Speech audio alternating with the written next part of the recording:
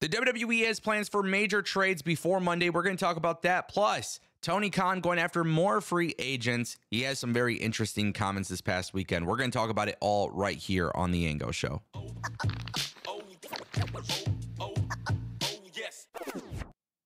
Ladies and gentlemen, welcome back to TAS. Don't forget, we got the giveaway for the World Heavyweight Championship at 100K subscribers. We got to talk about Nick Khan. We talked about it before. There's rumors of him leaving the company. Now it seems like Brandon Thurston of WrestleNomics has got it covered, and this sounds pretty damn realistic. He said on YouTube, on his channel, that Nick Khan still owns many TKO shares, and there is no truth to the rumors about Nick Khan leaving WWE.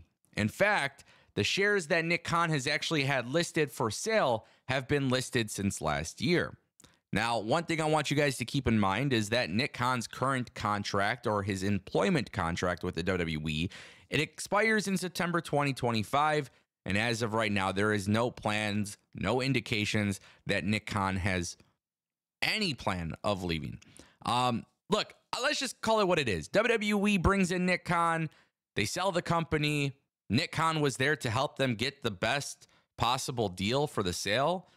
Nick Khan, in the meantime, has helped them with their global expansion, partnerships, sponsorships, all of these different things that have helped WWE increase their profits. He's been an integral part of that. And look, I know Nick Khan is not a wrestling guy. Nick Khan, he might have watched it a little bit here and there. He might have, obviously, because of his relationship with The Rock, it's not like wrestling is a completely foreign topic to him. But Nick Khan's background wasn't the wrestling business, and he's come into the wrestling business, and he's become a major player in the wrestling business. I would go as far as saying that Nick Khan's influence in the WWE is a large part of the reason why WWE is currently successful. I think Nick Khan is a shark. Not in the cage, though. He's not in the cage. He's a shark in the open waters, and he's looking at hurting the competition.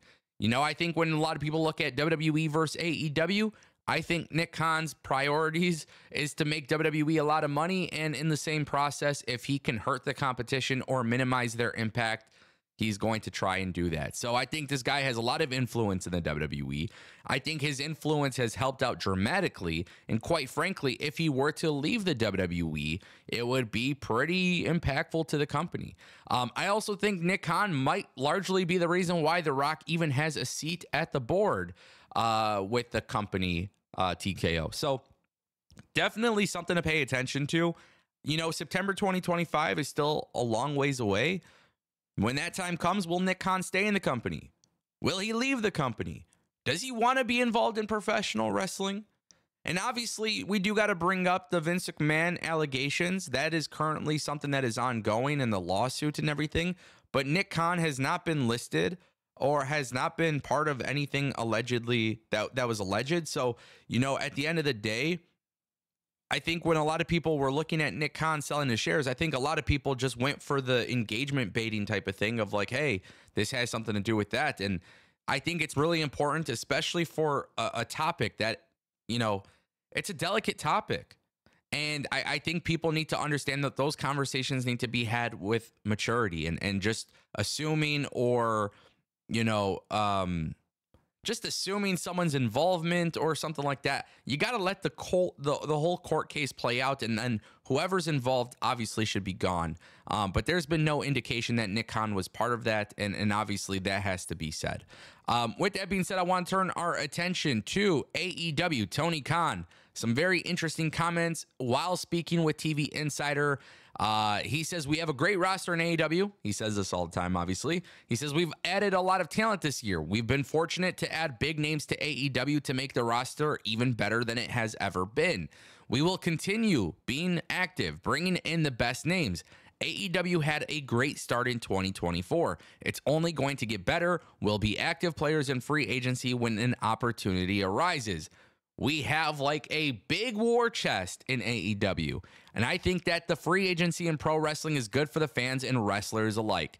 Yeah, Tony, I do agree. I think free agency is really good for wrestlers, and I think it is good for fans because you can switch up the rosters and you can, you could obviously create fresh matchups when you're signing free agents and stuff like that. And I will never argue with that statement. I do agree with that statement. But at the same time, too, man, just the other week we're talking about Tony Khan wanting to sign more free agents. And the more and more that I hear him talk about it, the more and more I'm wondering about his priorities when it comes to his TV show.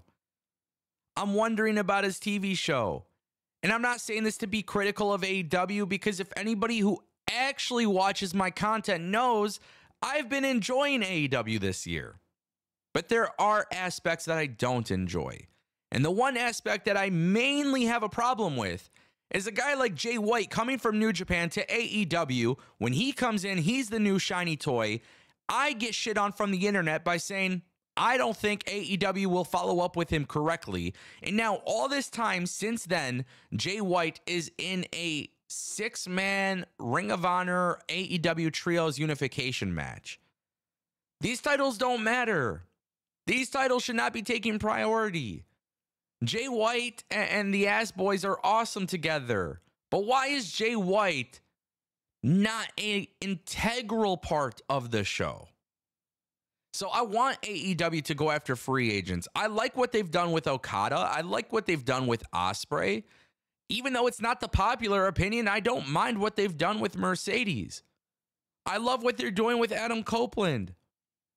But at the same time, too, you got to have your priorities straight.